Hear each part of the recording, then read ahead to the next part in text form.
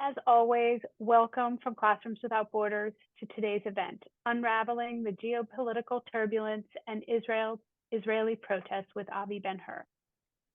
As you know, CWB stands as a beacon of experiential learning dedicated to enriching minds and hearts through education.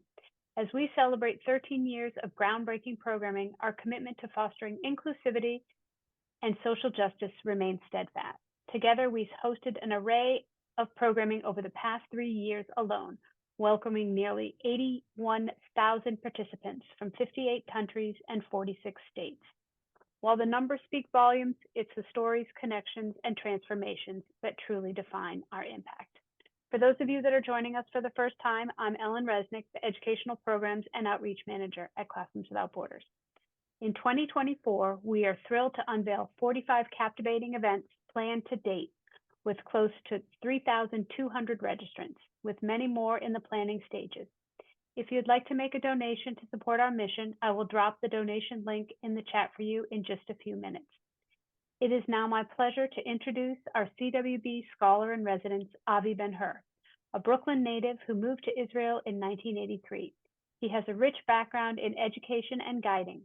From 2003 to 2008, he was the director of the Archaeological Seminar School for Israeli Tour Guides and has since participated in the rewriting of the curriculum of the National Guiding Courses for the Israel Ministry of Tourism. Avi has lectured, taught, and facilitated workshops around the world, specializing in political issues, interfaith programs, and Holocaust studies. It was our pleasure to host Avi for 10 days this past February. Please send any questions you have directly to Avi in the chat. We will do our best to answer all of them. And today, let us dive into today's discussion and presentation. And with that, Avi, the floor is yours. Thank you, Ellen. Hi, everybody. It's 9:33 in the evening here in Jerusalem.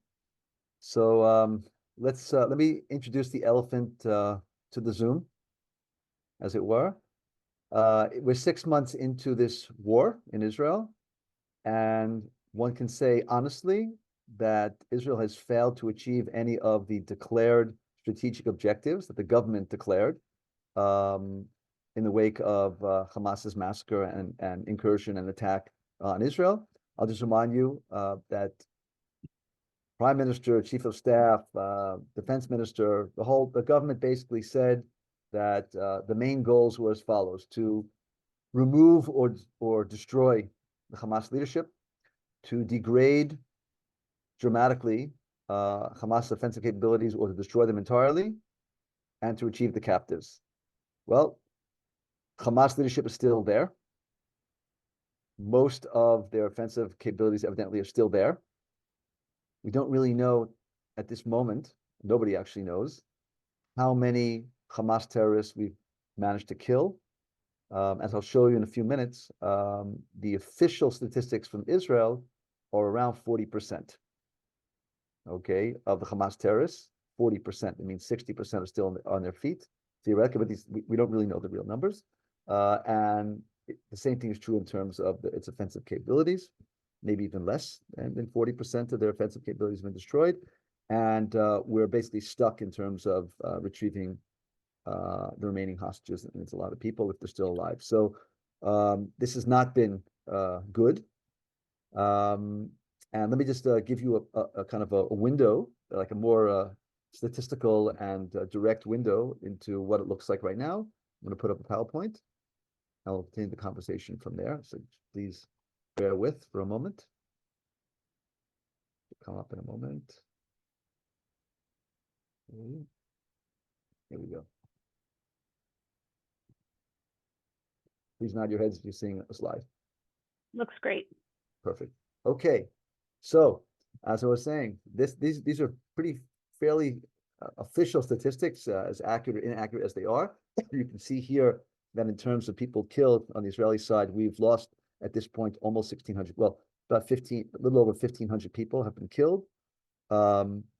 Officially, there are 133 people in captivity, and we know that 36 are dead. That it's a very odd thing to write, but let's take into account that getting back people's bodies is important for us as well. Again, some of you, if you're not Jewish, that may sound a little bit strange, but I'm sorry, my ring light here just collapsed in front of me as usual. Okay, here we go. All right. So those who are not Jewish, they may sound strange to you, but it's very important to have a proper burial for people. And we say 36 people of the hostages are definitely dead. I mean, also we're talking about the fact that their bodies are also there. So we want to get those back as well. Look how many launches of rockets we've had from Gaza. Okay, including, by the way, last week, 12,000 terrorists eliminated. Okay, that's out of, I think you'll see later on, I think I have the stat for that as well, that we think that there are, all told, maybe as many as 30,000. So just do the math, that's about 40%. We've had to evacuate over 60,000 Israeli citizens from their homes. Now, I should say that at this point, about half have gone back, specifically to the south, but none to the north, and specifically to towns that were evacuated. These small communities, a lot of them were destroyed. The physical infrastructure and homes were destroyed, so there's no place to go back to. And you can see 15,000 Israelis have been injured. That's also not a small number, given that we're a small country in terms of demographics. Yeah. We also have a northern arena, which I don't know how much it's on your radar. So Hezbollah also from day one has been shooting rockets at Israel. You can see there have been 3,100 launches, okay, from Lebanon, from Hezbollah. That's not a few. 18 Israeli civilians have been killed. We also had 8 soldiers badly wounded yesterday. Over 60,000 Israelis have been also evacuated from the towns and villages in the northern border, and they can't go back home. And there's no idea of when we might be able to enable them to get back to their homes. And yeah, we've killed over 300 Hezbollah terrorists, including some fairly senior commanders. Let's keep in mind that it's a larger organization than Hamas. We estimate there may be as many as 100,000 Hezbollah. So it's an army. It's not even it's not even a militia. It's an army. So this is a threat that is still here. I'm just going to remind you, those who have not been on earlier sessions with me, that the Israeli estimates are that Hezbollah has approximately 150,000 projectiles. That means missiles, rockets, RPGs facing in our direction. The U.S. estimates 200,000. So actually, the Israeli estimate is more conservative than the United States intelligence estimate, which says even more. Tens of thousands are very high precision, heavy payload guided missiles, which can cover the entire state of Israel. So this is a threat, a significant threat that is looming on the horizon, and it's not in the back of our minds. It's actually in front of us. Even though the main focus has been up till now, the primary focus has been towards Gaza, towards Hamas, but the more difficult enemy is actually in the north, and this is something to keep in mind. This is, I think you find interesting. This is a survey that was done, I think about 2 weeks ago, the last one, and it's actually a series of surveys. The last one I think was it says March 10th here, so maybe it was a little bit further back. Check this out.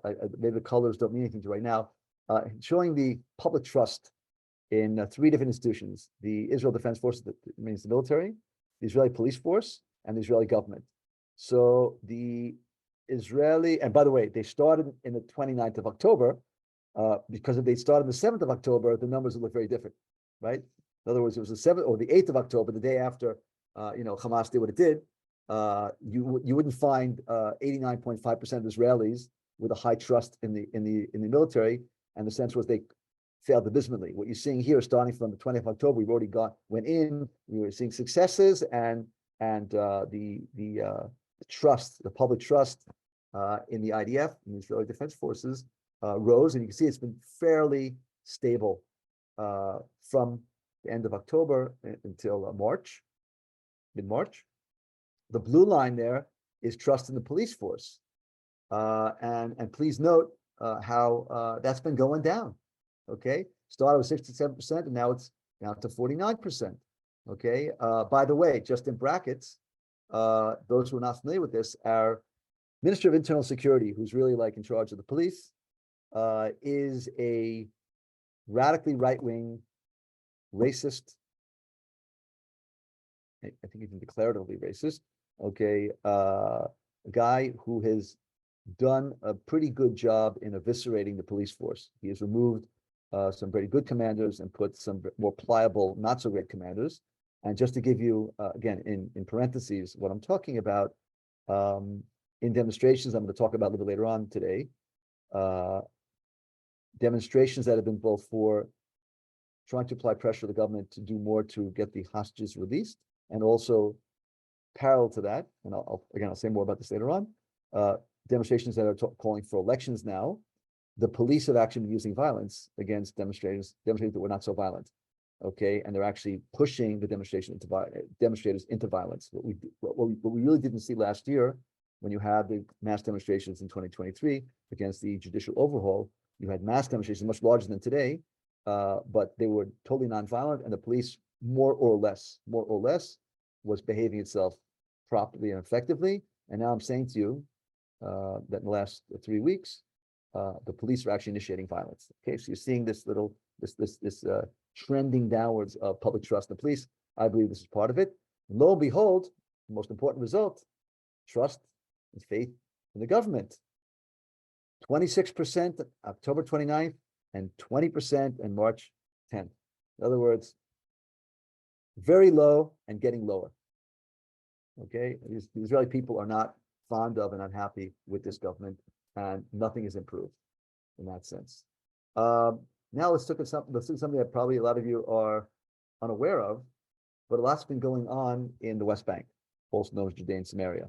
In territories, please note, 20 Israeli civilians have been killed in terror attacks since October 7th that have either emanated from the West Bank or have taken place in the West Bank. 420 Palestinians have been killed. Okay, look at these numbers here. 2,545 terror attacks have taken place. Okay, look how many Palestinians have also been arrested. So the West Bank is a cauldron. It's been bubbling up. Again, Itamar Ben-Gvir, our Minister for Public Security or Internal Security, has been stirring the pot, okay, to try to get this to also, in other words, not settling it down, but actually stirring the pot. And I'll give you an example. I'm talking about today or yesterday, either today or yesterday. He declared that as far as he's concerned, the policy is to change the status quo on the Temple Mount.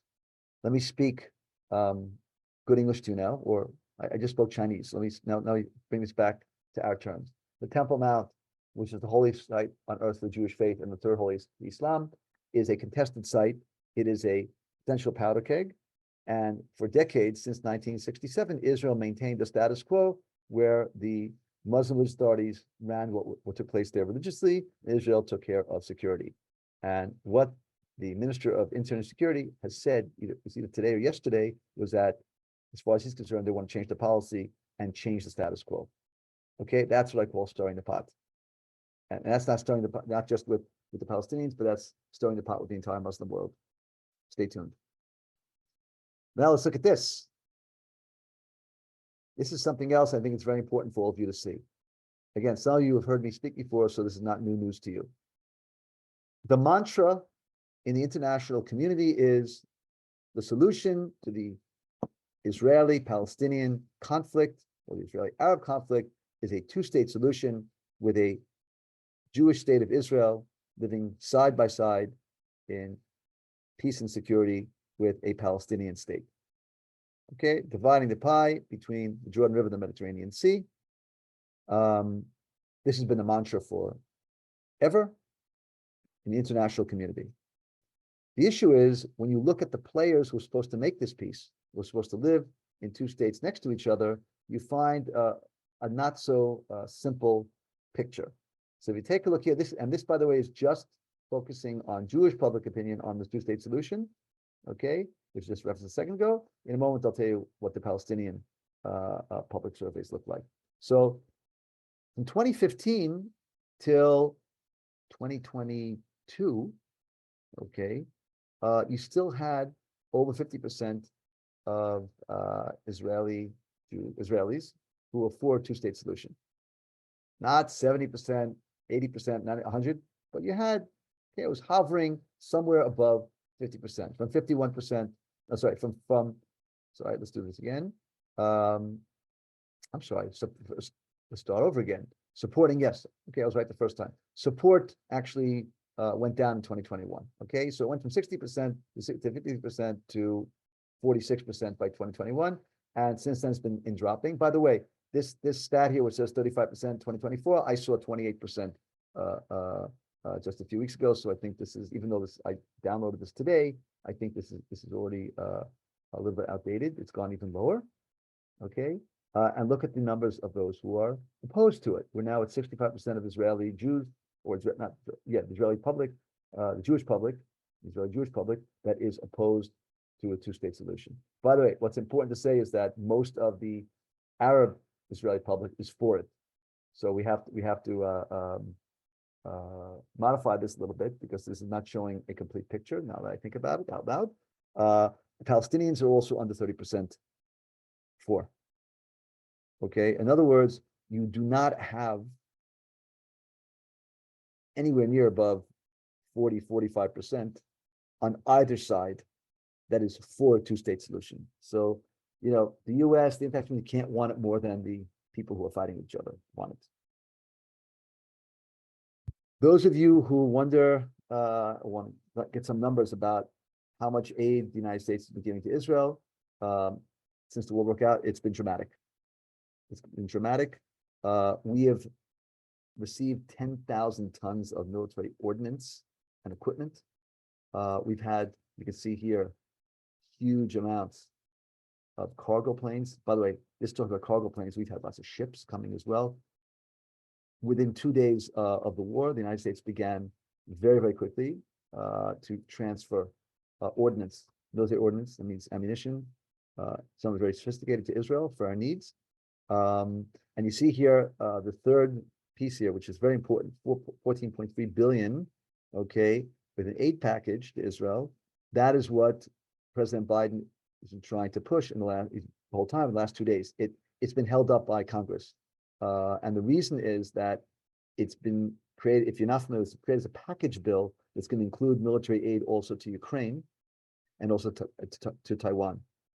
And my understanding is that some folks in Congress don't want Ukraine to get any more aid from the United States. And because these are intertwined, the same people may be for aid for Israel, but because it's one package, it hasn't moved. This has been out there. This package has been sitting there for months. It's not like it wasn't proposed yesterday. This has been out there for months. The Senate has already approved it. It's stuck in Congress, and we'll see what happens. It appears there's some movement here, but just to share with you, what is this $14.3 billion thing about? It's not money at all.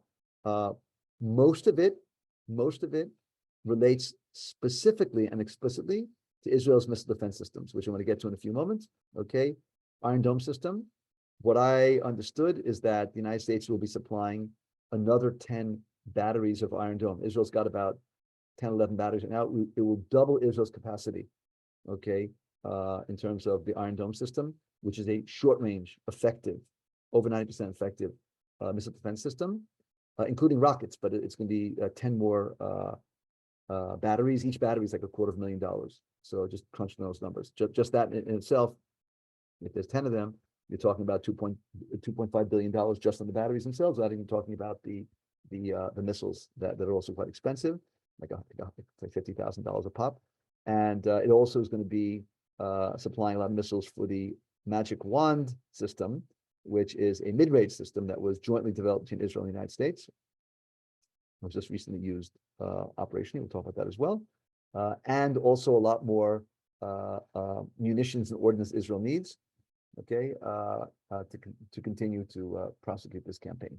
Okay, this is stuck in the meantime, but hopefully it's going to get unstuck soon. But you need to understand that the Biden administration has been very, very good, has been excellent in terms of supplying our needs. And that's something that Israel is and should be grateful for.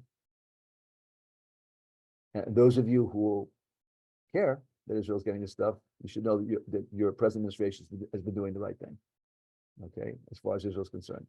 as far as those who support of Israel. Okay, now let's talk about something else which just happened last Saturday night. So to share with you all, I was actually, it was the second to last evening of a 7-day mission that I was guiding of African American leaders. And we were actually sleeping in Tel Aviv that evening. And my assessment and analysis was that Iran was not going to shoot at the centers of Israeli populations. And so I felt, yeah, nothing's going to happen in Tel Aviv.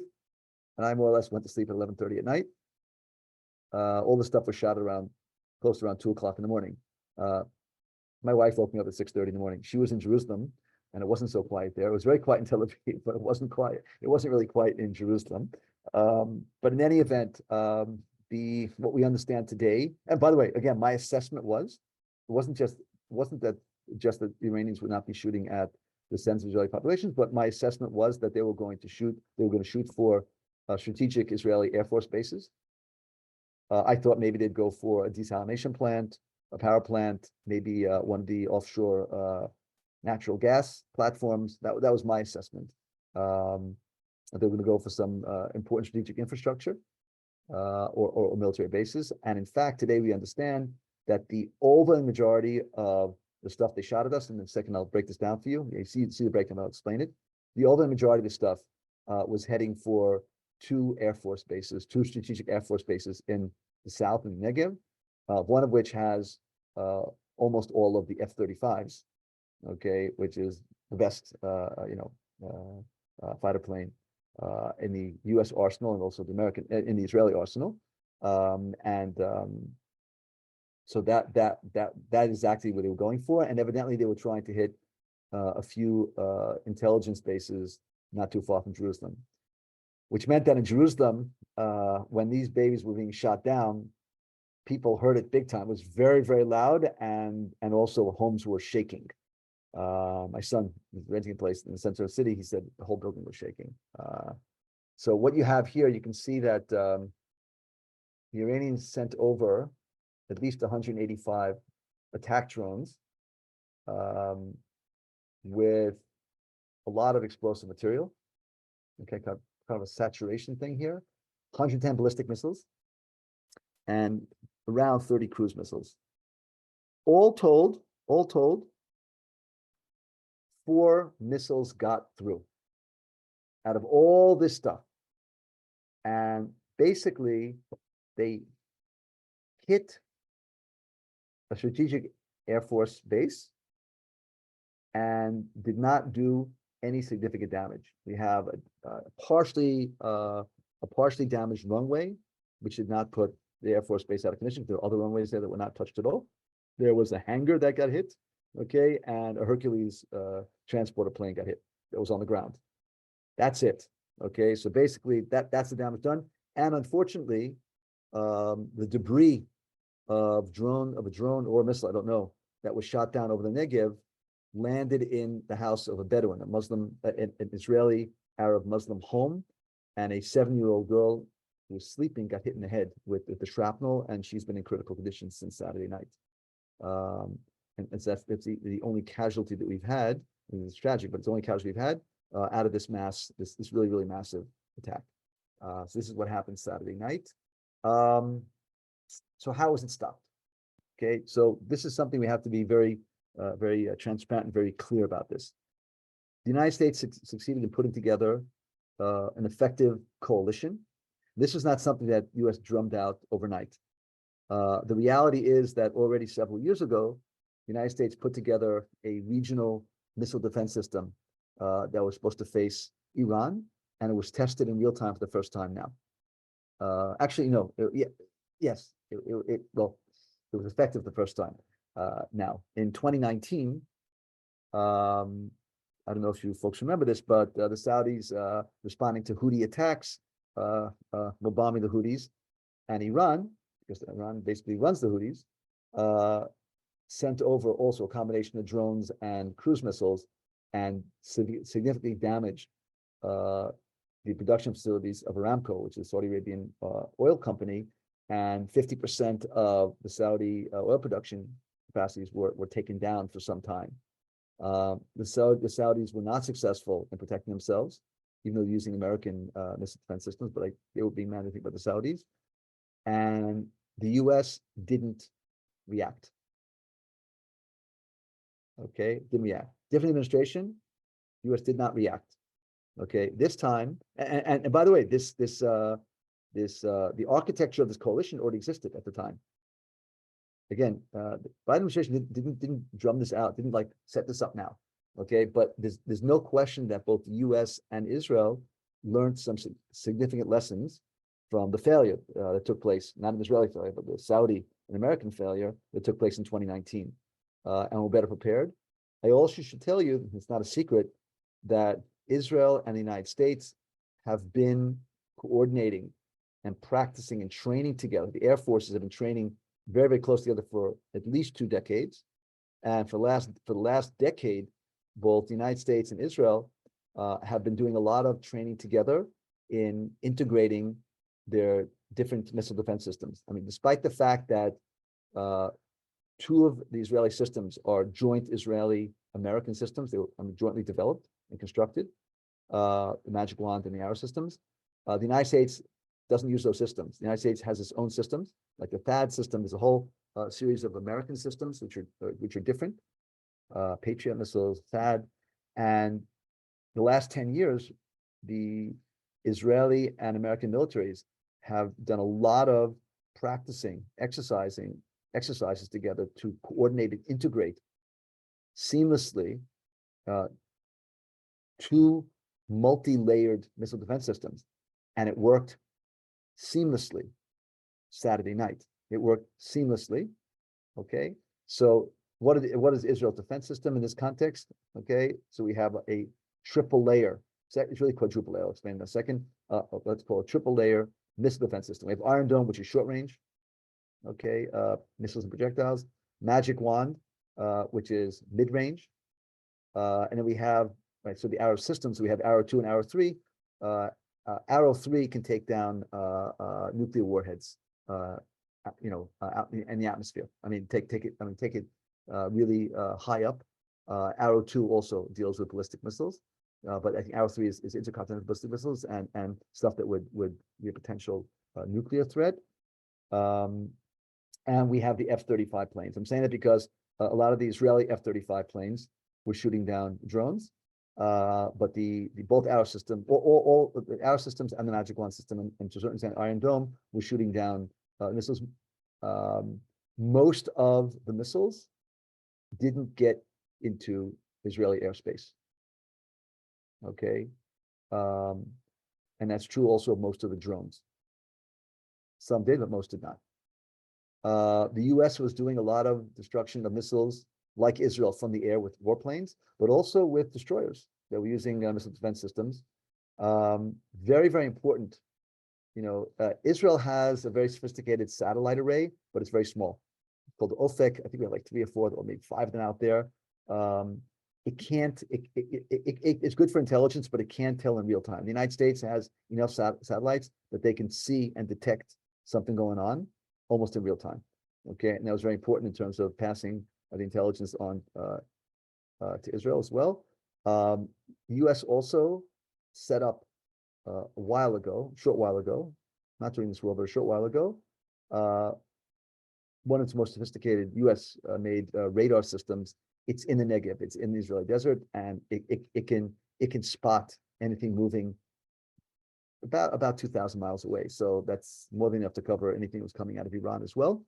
The UK and France were also involved. UK was shooting down with their planes some drones as well. France also brought in some satellites and radar. And the Jordanian Air Force also shot down some drones heading towards Israel. This is very important.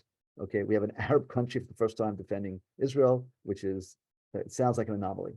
Okay, at the end of the day, this is never happened. No country has actually faced this kind of combined drone and missile attack, not even Ukraine, this much in one time, all at once. Okay, over quite a long distance, by the way. Some cases 1,000 miles, 1,200 miles, and successfully shoot down 99%. Okay, And here it has to be said, Israel didn't do it alone. Okay. I'm not sure it would have been this successful if we had to go it alone, both in terms of detection, whether we caught everything on our own, in terms of detecting in real time, because we were getting a lot of information from the United States and from other players here. And also in terms of the quantity of stuff that was thrown at us, I'm not sure that we would have succeeded in shooting down everything. Okay, in this case, it has to be acknowledged that it wasn't Israel going alone. And the reason I'm going on and on is because this coalition is very important. This coalition was designed by the United States to create a Western-oriented U.S. Israeli, that's the core, plus moderate Sunni regimes, okay, kind of a barrier to Iran and its other jihadi, collaborators and proxies, whether it's Hezbollah or it's folks, the Shiites they have in Syria or in Iraq or the Houthis, okay, and other places as well. And this is when you want to do a kind of a zoom out. And here's something, I don't know how attuned you are to this, but both Russia and China condemned Israel for its aggression in the wake of this Iranian attack. Okay, both Russia and China condemned Israel, okay, for its aggression in the wake of this Iranian attack. I know you said that twice, but I just want you to hear that very, very carefully, right? And this is something should not surprise you, because Russia and Iran today are deeply in bed with each other. In an irony that it sounds like science fiction when it comes out of my mouth. When Russia was not doing well in the war against Ukraine, Iran stepped up and basically supplied Russia with thousands, if not more than that, of drones that they used effectively to attack Ukrainians. And so Russia and Iran now are really deep in a deep alliance with each other. The understanding is that Russia is planning to shortly supply Iran with their top fighter planes. Just to understand, I said here that Israel's got F-35s, which is the top planes in the world, okay, US made. Iran right now, it's got some old Soviet stuff, and it's got some pre-Islamic Revolution from 1979 American stuff, like F-5s and F-4s, okay? I mean, like really, really old planes. No, they don't have much of an air force, but Russia is, in the pipeline, Russia is planning to supply them with both very sophisticated missile defense systems and air defense systems, but also their top fighter jets. So just FYI. And China, they're whatever will stick its finger in the U.S. eye, because they don't really care about Israel. I don't think most Chinese can find Israel on the map. But I think this is more to poke the bear, the American bear, the American eagle, whatever, to basically stick their fingers in the U.S. eyes. But that's where we're at right now. Now, Israel was attacked directly by Iran for the first time ever. Okay, right, from Iranian territory directly onto Israeli territory in a very serious attack. And if we had not succeeded in shooting everything down, this would have been a big event. Okay, please note, there's almost a consensus in the government and the security establishment that Israel has to do a counterstrike on Iran. Many of them also speaking about that it has to be on Iranian territory. But please note, the poll yesterday or the day before yesterday shows 74% of Israelis oppose this counterstrike if it would, for example, destroy this coalition that the United States put together. Okay, but not only that. Okay, there is a sense here that, and this is very important, that after 6 months where Israel basically, in addition to everything I said before, we've not succeeded in the declared war goals, a war that we didn't start and we didn't want, a just war, right? But we haven't succeeded. On the flip side of not succeeded, we've also, in terms of stature in the international community is at a nadir that it hasn't been maybe forever. And in a moment, Iran actually engendered empathy for Israel, at least from Western countries. Again, not from Russia, not from China. And so, this idea, Israel turned around now, and it's in Israeli news today. There were plans already as the Iranian stuff was coming in to do something there, and two operations were called off within 48 hours of the Iranian attacks. Excuse me, to do a counterstrike at Iran that would be a painful one for the Iranians, and it was called off. As the famous expression goes, vengeance is best served cold. And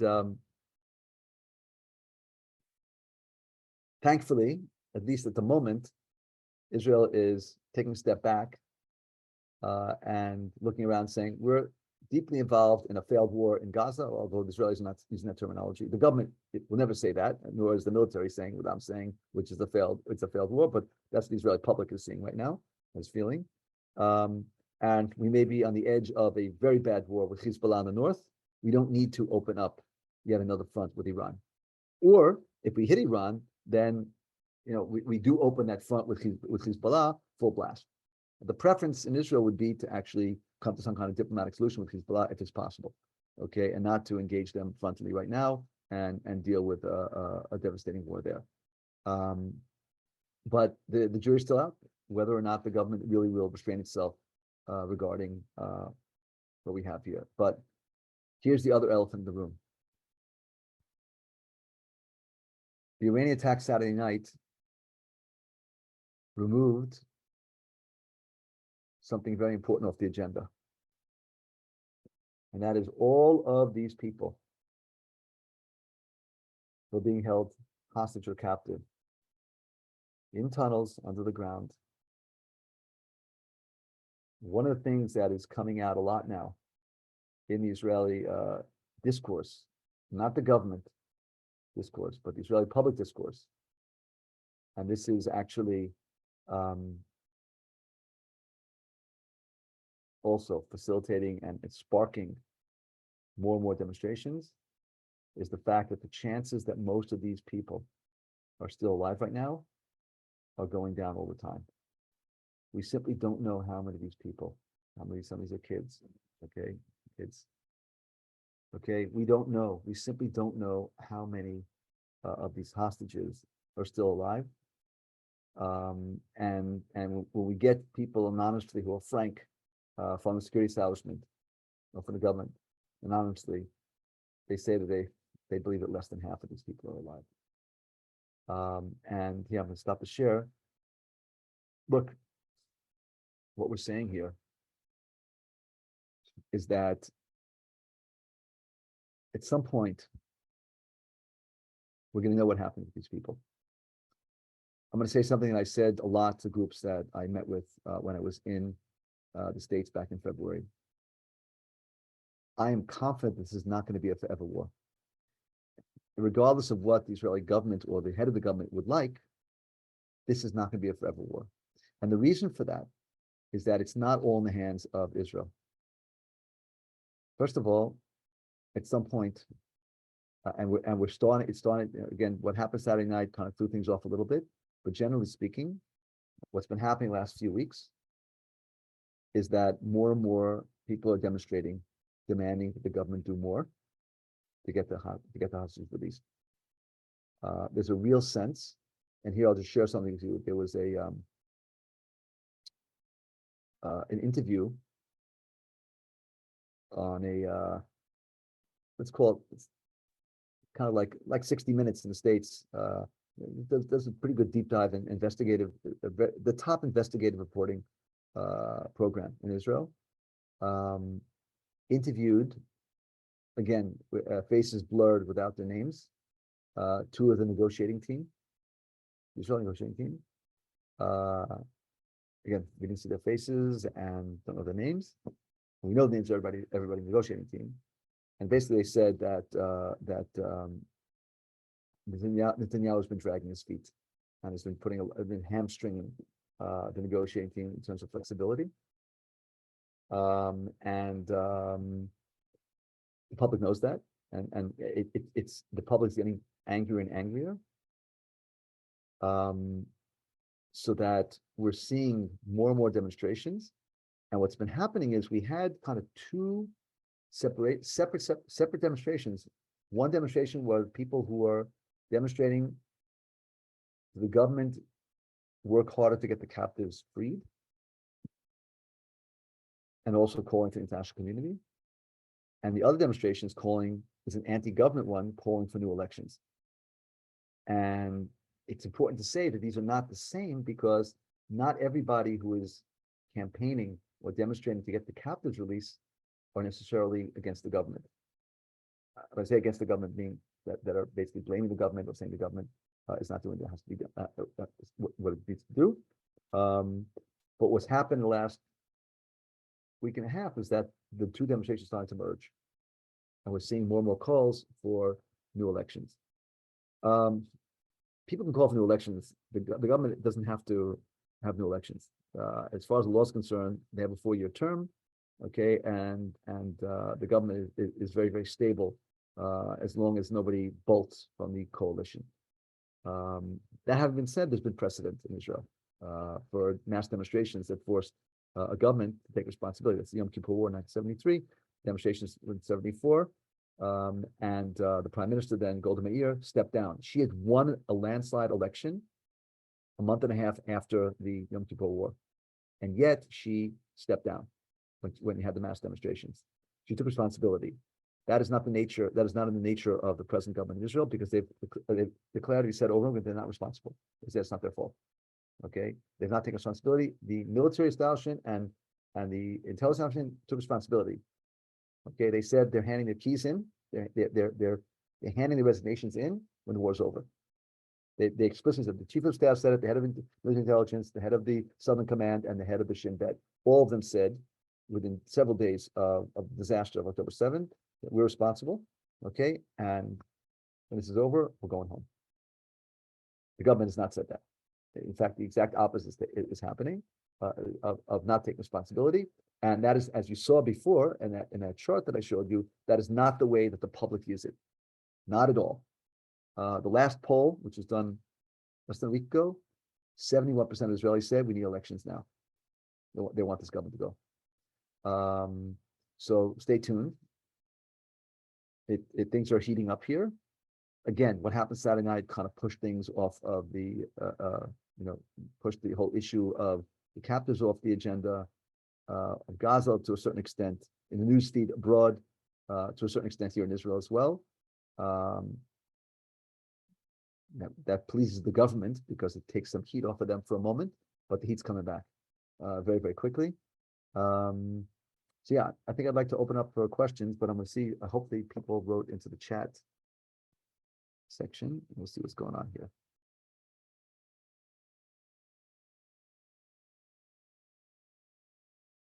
Agnes asked, what does it mean 32,000 targets that were destroyed in Gaza? So what that means is missile launchers. It means tunnel shafts, tunnels. So it means anything that has to do with military ordnance or offensive capabilities that Hamas had and has. By the way, we've said that we have not destroyed more than 30% of their tunnels. I want to remind you that Hamas has something like 500 miles of tunnels, including multi-layer, multi-level, and we've only destroyed maybe as much as 30%. Okay, that's important because it means that they're also hiding a lot of their missiles down there, missile launchers, the captives, and so on and so forth. So that's something that we have not succeeded in destroying, but that's the answer to that question.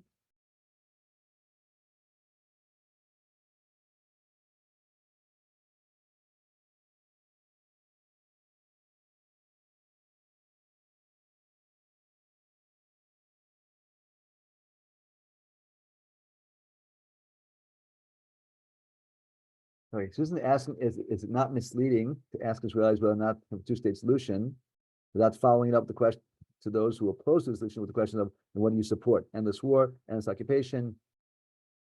Look, Susan, that's fair enough.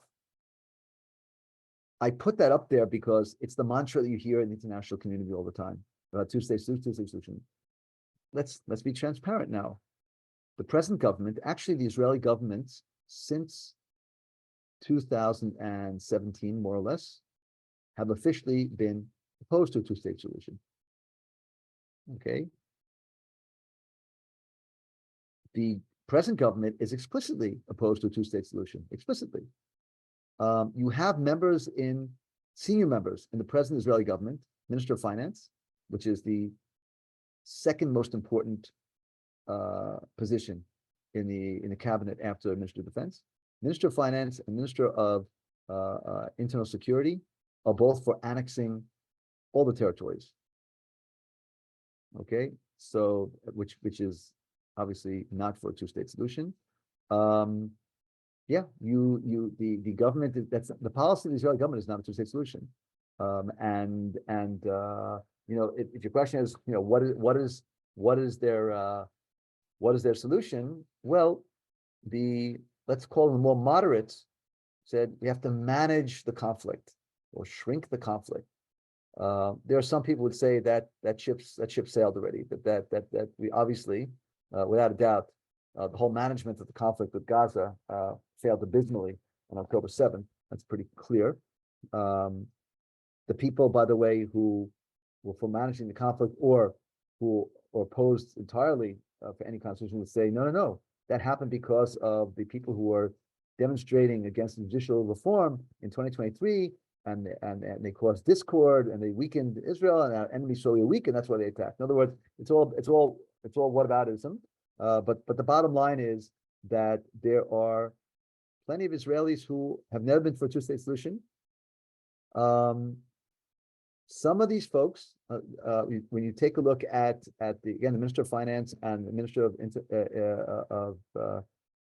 Internal Security, they're for expelling the Palestinians. They don't like a Jewish state in the entire territory. You have to understand what we're talking about here. It depends on who you're asking. You have people in the government who believe that we're living in messianic times and this won't be an endless war. Okay, God will work it out for us. That's not what Benjamin Netanyahu thinks. Okay, and it's not what the secular people in this very, very, very, very right-wing government think. Okay, but they're only half the people in this right-wing government. The other half are religious people, and some of them are really out there in that sense. And so yeah, it's not a pleasant answer, but I didn't promise you a rose garden. No, on a serious note, this is what we're dealing with. This is what we're dealing with. If through an election, who would replace? Carol's asking. It's an excellent question. So let's take a step back, and I'm going to answer the question, but I want to focus it a little bit. What could bring an election? So because I said that as far as the law is concerned, this government was legally elected, and they in principle will serve out their term to the end, which is a 4-year term, which means till 2026. Right? The elections were 2022. Next one to be 2026. Now, there are two circumstances under which this government could collapse or go to elections. One is called a constructive no confidence. If the coalition itself or the Likud party, which is the party of the prime minister, vote to remove the prime minister, okay, it's not a coup. You can legally do that. It's called a constructive no confidence. And what could happen there is they still have enough seats in parliament to continue the government going, okay, but without Netanyahu. Let's say they all gang up on him and they put the blame squarely on his shoulders. That's option number one. But even in that case, I think that it would cause the government probably to collapse. The second option would be to find 5 righteous people in the governing coalition who basically say, this government has failed, and we will join in a vote of no confidence with the opposition, which the opposition would organize, and you'd have to get 61 out of 120 members of parliament. That's why I say you have to have 5 people, because the ruling coalition has 64. So you have to have 5 people in the ruling coalition. Okay, 5 out of 64 would have to cross the aisle, not join the opposition parties, but join them in a vote of no confidence. In which case, you have to go to elections within 3 months. Okay, and by the way, you may find that now there are definitely people in the ruling coalition that you hear some rumblings. They're not senior, okay, but that have expressed themselves that this is that the government's not functioning properly, and but they don't have, they're not stepping up to the plate. They're not stepping up to the plate. They're afraid of Netanyahu's base, electoral base. They're afraid of, they're afraid of stepping up to the plate. And if you recognize that from somewhere else, you're recognizing it. It's reality. But as things are moving forward right now, or actually not moving forward, they're going from worse to worse. Some people may actually step up to the plate. And by the way, the mass demonstrations could also be a tipping point for them as well. Okay, there are some decent people, very decent people there, who may find the courage to step up and do the right thing. Okay, Melanie is asking me, do I think the U.S. elections will impact the support of Israel?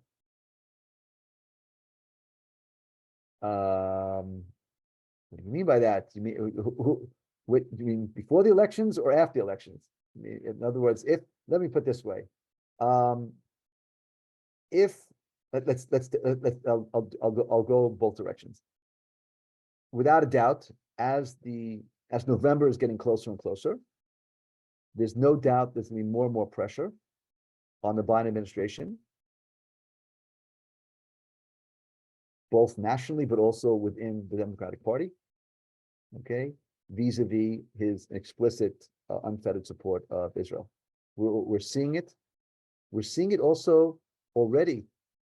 There's not so much pressure on President Biden, but there are strong pro-Israel voices in the Democratic Party, some of them Jewish, okay, who are starting to be critical of Israel. They're not saying don't supply Israel with weapons, but they're being critical of some of the Israeli policy or of this particular Israeli government.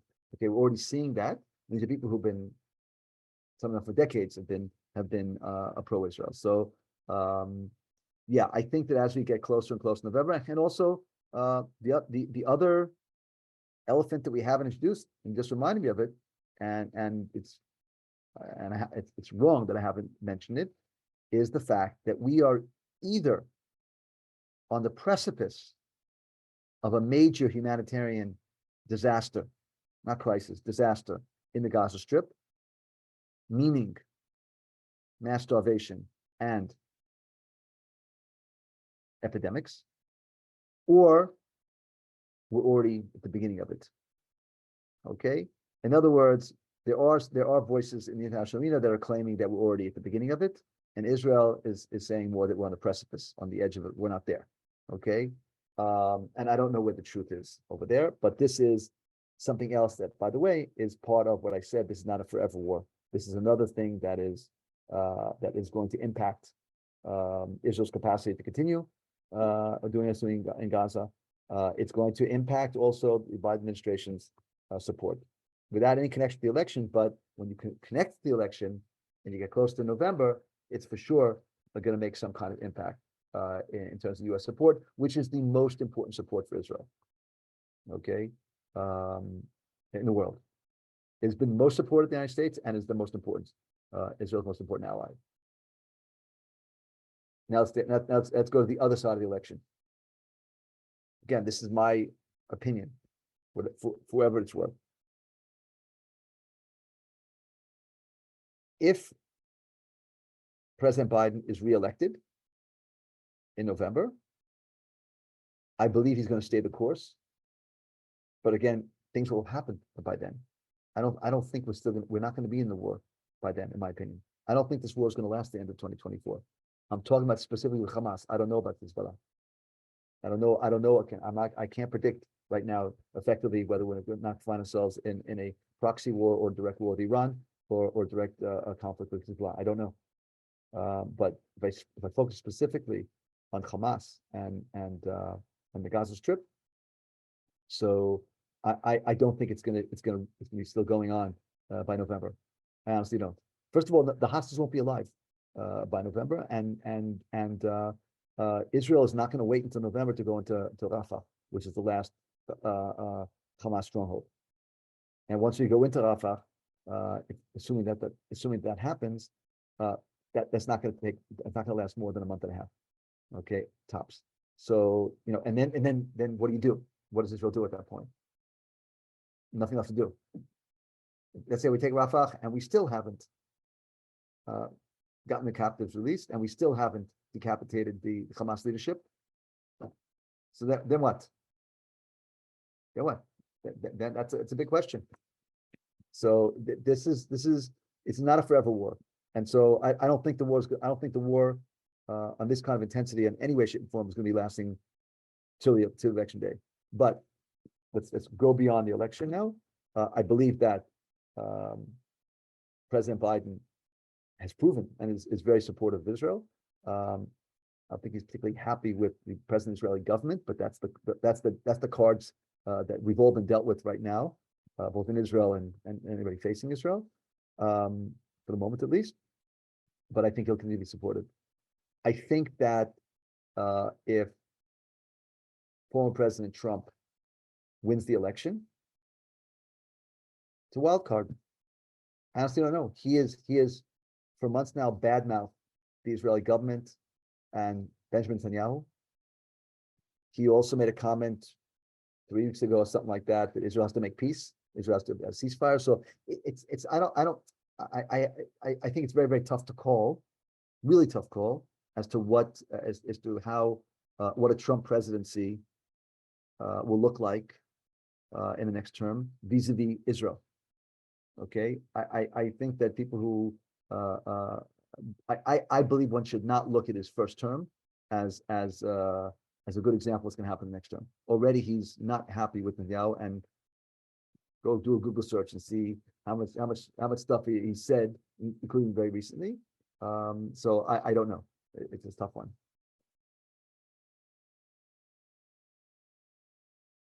Okay.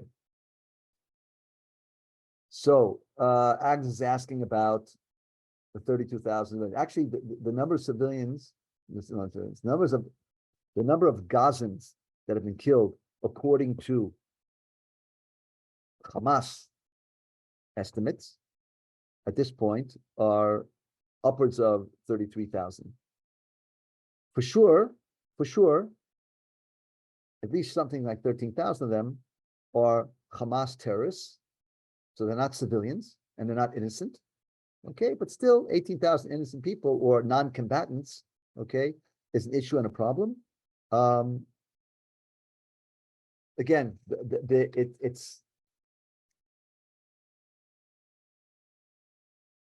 we're not going to convince the convinced. We're not going to. This is the terminology. This is what we're dealt with right now.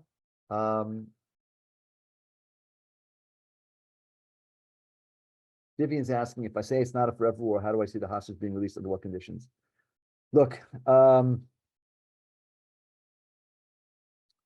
Israeli government and the Israeli army's concept declaratively has been the more military pressure we exert on Hamas, the more flexible they're going to be in terms of releasing the captives. This has empirically failed since November. November was the last time we had a hostage deal. Okay, so we're now December, January, February, March. So this is 4.5, if not 5 months. We can say empirically, because they're toughening up their conditions. They haven't become more flexible. They become more inflexible. Okay, so the idea that if we keep applying more and more military force, this is going to bring the flexibility, has not played out. And what I'm saying now is not analysis, that's reality, okay? We've been in negotiations now for weeks, and they keep toughening up their stance. It's the exact opposite of being flexible, being less flexible, okay? And basically, we don't really have, we in Israel, the Israeli side don't really have strong cards, okay, to use as leverage with Hamas. They don't care about their own people, the civilians. We're now holding in cells, okay,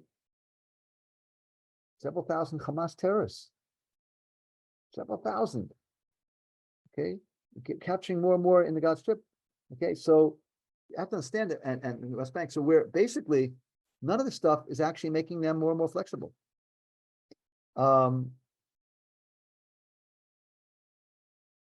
It may very well be, don't know, it may very well be, the only way to get the people who are still alive out is to do a ceasefire, okay, get our people back and live to fight another day, okay, that may be the only way to do it.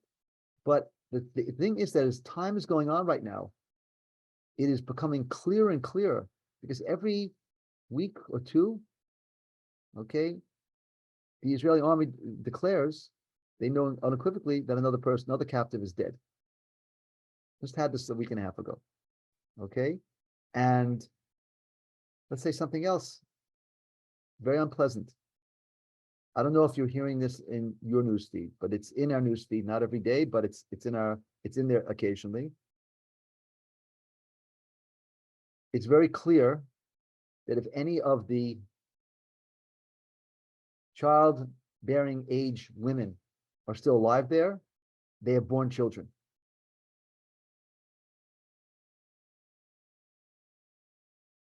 This is something that's very, very clear to us. I don't know if those children, the babies are alive. I don't know if those women are alive. Okay. It's very, very clear the conditions that the people are under there are horrific. And we have no way of knowing, by the way, if we didn't kill some of the people with our own bombing. We have no way of knowing that. And so it's, as time is going on, it's clear that more and more people are dying there. And again, we're hearing people who are, they're not sharing their names. Okay, they're doing it anonymously, but within the defense establishment that are talking pretty strongly about the fact that probably less than 50% of the what now we appear to be, I don't know, 99 or whatever it is. It's 136 minus 133 minus 36 or whatever. It's 97 people that we think might be alive. It's pretty clear that probably less than half are still alive right now. The Bibas family, for example, they just released today. They just released today a video that the father, when he was captured, he was badly wounded and was surrounded by Palestinians. That baby, do we think he's really alive? The 4-year-old, do you think he's really alive? The mother, so I don't know. I don't know.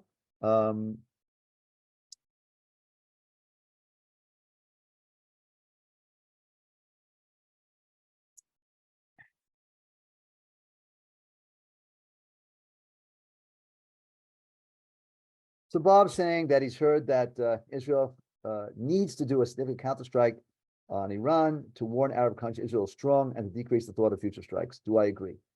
Look, vengeance served is best served cold. We need at some point, okay, probably to strike back at Iran. The question is timing, when and how you do it. I think right now is not the right time. If you're asking my own personal opinion, we have too much on our plate right now. Too much on our plate right now. And look, pardon my pun, we did a bang up job in protecting ourselves together with this coalition. Nobody was killed, and did not succeed in doing any of the damage that they wanted to.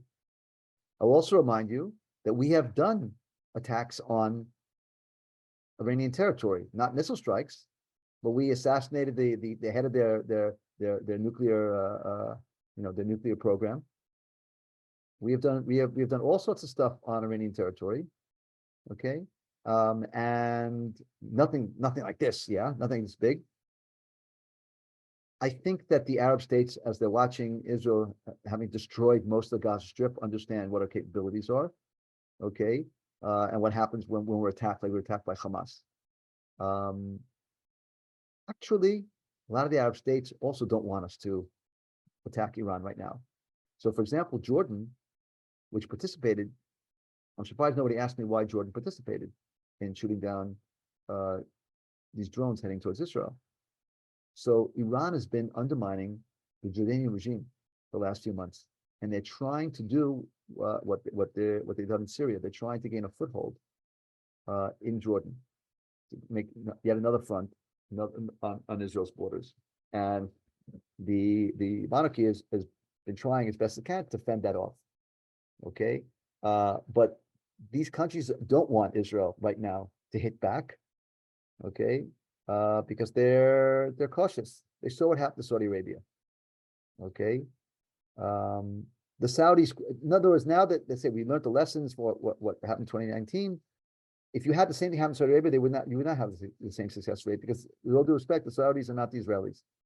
Okay, we still did the heavy lifting on this, and we still shot down the bulk of the serious stuff, the ballistic missiles and the cruise missiles. Okay, and the so-called moderate Sunni states around us are not interested right now in Israel doing that. That's my opinion. You asked my opinion. So I'm just asking, is there any sense that some of the Likud party members in the government might be softening their support for the not yet, but it might be coming soon.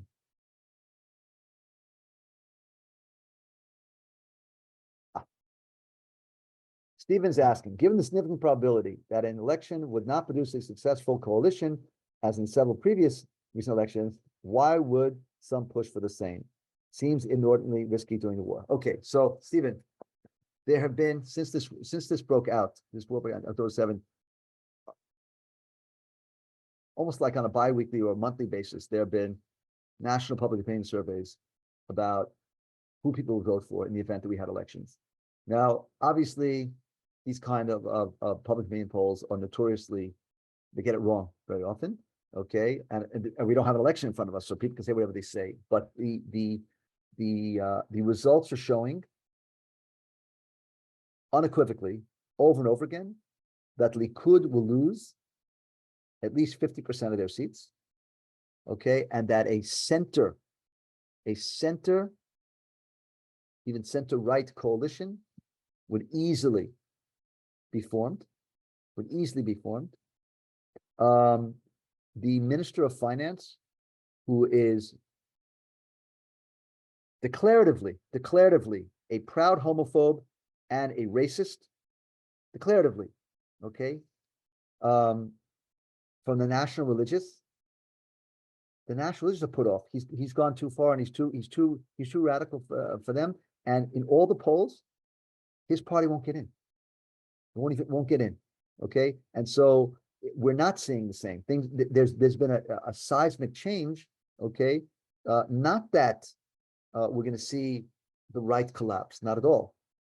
It appears as though all of the public opinion polls are showing that what would a coalition that would probably form would be a centrist right coalition and not a radical right coalition, which we have right now.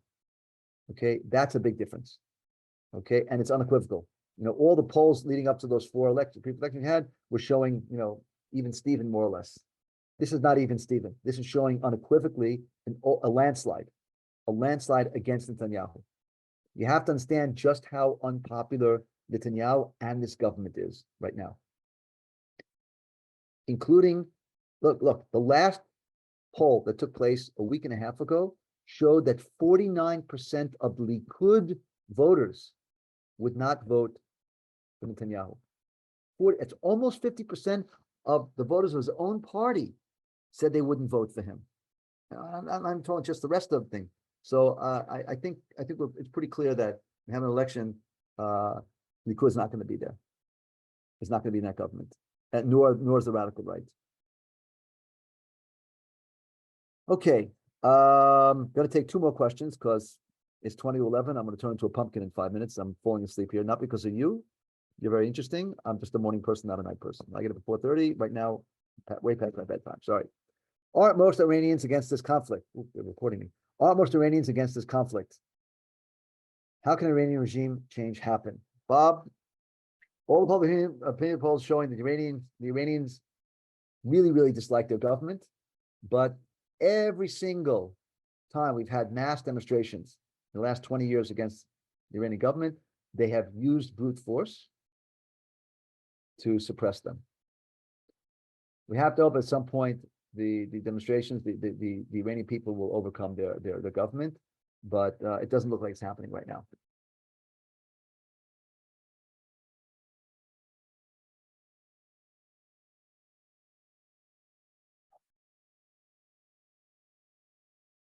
Okay. I'm gonna add,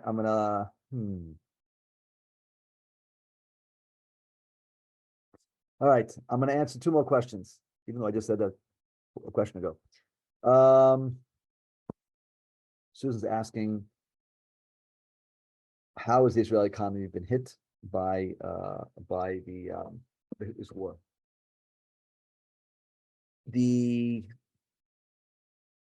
Either the World Bank or the International Monetary Fund, I think it was the IMF, just adjusted their economic forecast for Israel a few days ago, early this week, and lowered Israeli growth yet more. So Israeli growth, which was really humming along very, very well before October 7th, is now being reduced by several percentage points. And we have seen a lot less investment in high tech here. This war has been extremely costly. And the Minister of Finance has succeeded in shoveling very large budgets to the West Bank, to settlements. He's a settler, by the way, hardcore settler, and to the ultra-Orthodox. And by the way, it appears that a lot of this has been at the expense of the evacuated people, okay, and reservists. And this is also something that's pissing people off, by the way, regarding this government. So the economy is definitely taking a hit, and it's going to take a bigger hit. It's going to get a bigger hit. All right, the last question, Stephen. What would a new coalition government do differently? Oh, let me count the ways. Okay, so first of all, let's start with the fact that this present coalition has been trying to exempt the ultra-Orthodox officially from conscription, despite the fact the Supreme Court has ruled that you can't do that. They just said yet again today, because there was a Supreme Court ruling that said you cannot continue to give money to yeshivas whose students are not serving the army, and the government said, yes, we can. We're going to do it anyway. We're not going to listen to the Supreme Court. That was the government said today. Okay, that was number one. Number two, so that we're going to see some movement on that issue. Number two, a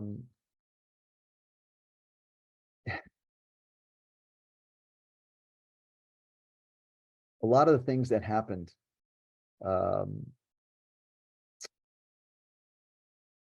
in the prosecution of this war, due to the fact that internally,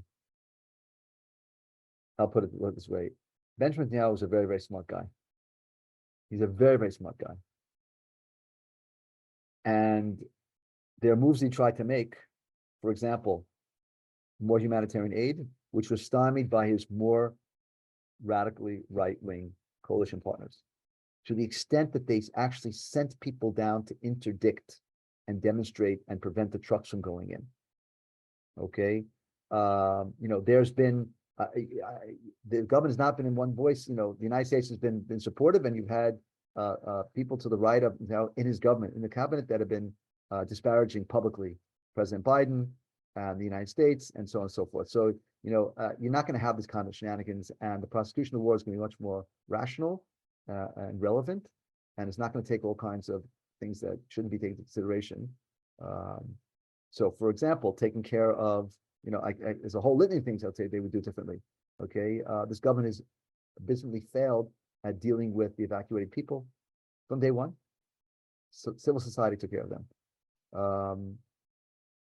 Of coming out some kind, there's been no till today. There's been no day after plan that's been set up.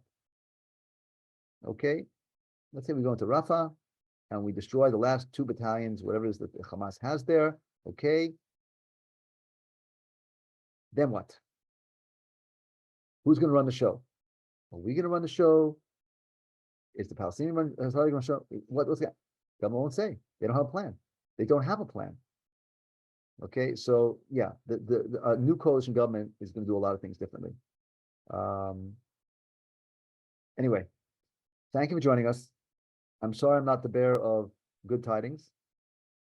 If I had to make a prediction, and I'm saying this without relish, remember, I live here. I'm here with my wife and kids. This is my reality. If I had to make a prediction right now, I think things are going to get worse. Much worse. Before they get better, if they're going to get better. And I'm saying that it's going to get worse politically, and it's also going to get worse in terms of on the ground now. If we're really honest with ourselves, we have not succeeded in our endeavors the last 6 months. We simply haven't. I mean, if you look at what we have been trying to do and what we've done, we have not succeeded on a single one of them. And unfortunately, we're in the kind of Vietnam War mode where we're talking body count. When we start talking body count, we're in trouble. Body count means nothing. I'm talking about how many terrorists we killed. If at the end of the day, Hamas leadership is still there. At the end of the day, they still have most of their offensive capabilities. And at the end of the day, we can't get a captive back. Doesn't matter how many bodies we killed. Doesn't matter how many bodies we counted and how many people we killed. Doesn't matter. And again, I think Israel is in a terrible place in terms of the international community. And a lot of it has to do with things that it don't have to do with anything with Israel, but some of it does. Okay, some of it does. So again, I'm sorry to leave you on a bad note, but you're adults and you deserve to be told the truth. As I understand it, and it's not my way or the highway. I don't have all the knowledge. Okay, it's not that I know everything. I really don't. Okay, but this is my analysis as somebody who's been following this carefully for 30 years and who's on the ground here. Again, doesn't mean that it's right, but it's my analysis. I want to wish you guys for those who it's relevant, a Chag Sameach, Passover. And for those who's relevant, have a happy Easter. Okay. And we'll meet you at another session sometime in the near future. Thank you, Avi. And thank you, everyone, for joining us for today's event. As always, we are honored to have Avi's insights and expertise guiding us today. We hope that you will join us for our next virtual event on May 1st as we host the 3rd session in our series with Tali Nates entitled Lessons in Resilience from the Holocaust and Genocide. This event will feature Johanna Silver on An Unlikely Rescue, a Jewish woman who helped thousands of Poles during the Holocaust. Again, I will echo Avi's sentiments. We wish those of you that celebrate Passover a meaningful holiday filled with peace and cherished moments with your family and friends. Chag Sameach. Bye, everyone.